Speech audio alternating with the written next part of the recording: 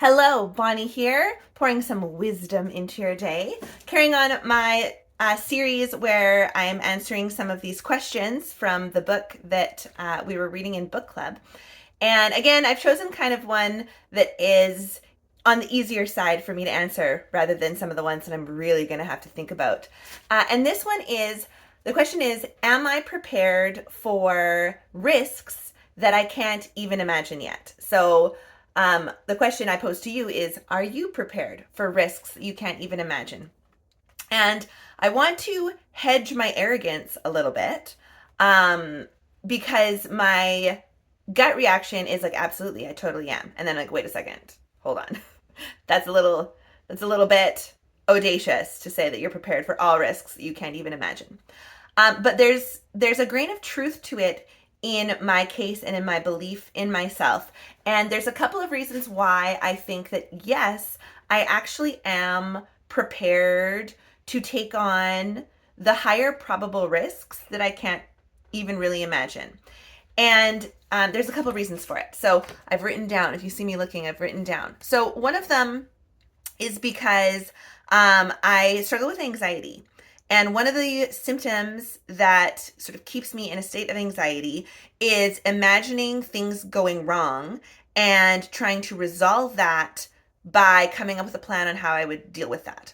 So I have a long history of just imagining various scenarios in my head and then trying to talk myself through, okay, well, what would I do if that actually happened? And that's just imagined practice. And the more you practice something, the better you're going to be at it, and the more prepared you're going to be. So there's kind of a silver lining to that symptom of anxiety that I do feel like when something that I've imagined happen has if something that I imagine will happen actually does happen, I do feel more prepared to be able to deal with it.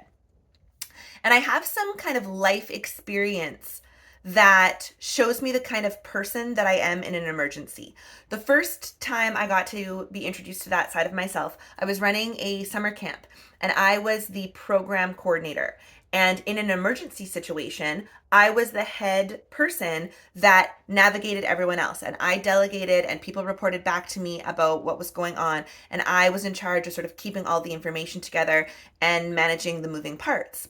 And we had a practice scenario, and we had the volunteer firefighters come in and set up a missing kid in the swimming area situation for the lifeguards to practice what their protocol is, and a missing camper over here. And we just sort of had like a variety of problems all happening at once. And so then we ran this simulation, which obviously is not a real situation, but it does simulate the practice that you'll get. So you get some of the emotional adrenaline and the highs and the lows and the crashes when you go through that.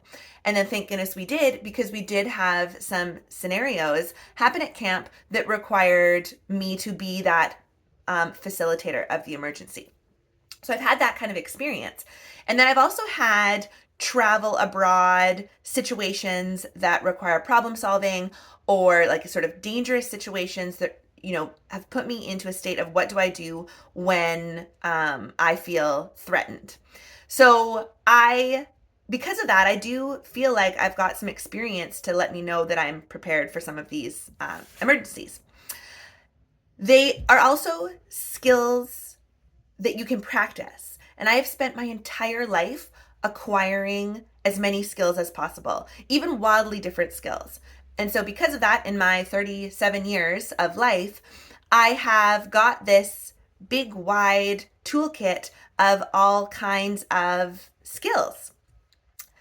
And now I can deploy those skills that seemingly are unrelated depending on what the situation is. And it's made me a really excellent problem solver. So that's another reason why I think that I'm pretty prepared for risks that I can't even imagine.